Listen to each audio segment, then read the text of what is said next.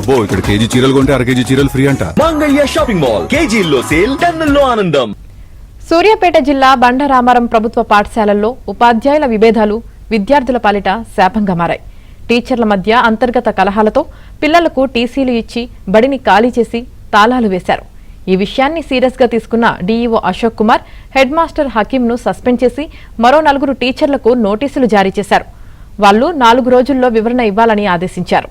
అంతేకాదు గ్రామానికి స్వయంగా వెళ్లి స్థానికులతో మాట్లాడి వివరాలు తెలుసుకున్నారు.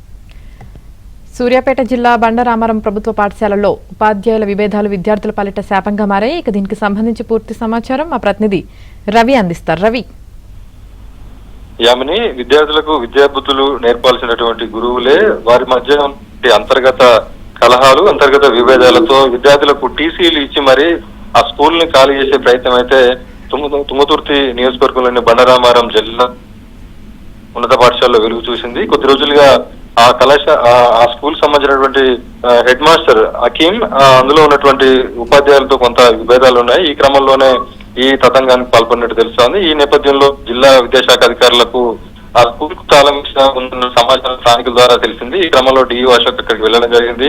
ఈ ఘటనకు బాధ్యులుగా ప్రధానోపాధ్యాయుడు హకీం ను సస్పెండ్ చేయడంతో పాటు మరో 4 ఉపాధ్యాయులకు షోకాజులు నడి చేశారు. ఏదైనా ప్రభుత్వ స్కూల్స్ ను బలోపేతం చేయాలని ప్రభుత్వం ఒక పక్క బడిబాట వంటి కార్యక్రమాలు నిర్వహించి విద్యార్థులకు చేర్పించుకోపోగా వీరి మధ్య ఉపాధ్యాయుల మధ్య అంతర్గత కలహాలతో స్కూల్ ని ఖాళీ చేసే ప్రయత్నం విద్యాశాఖలో తీవ్ర కలకలం రేపుతోంది. ఇప్పటికే జిల్లా ఉన్నతాధికారులు కూడా ఈ ఘటనను సీరియస్ గా తీసుకొని విచారణ చేపడుతున్నారు. Yamini, right, thank you Ravi.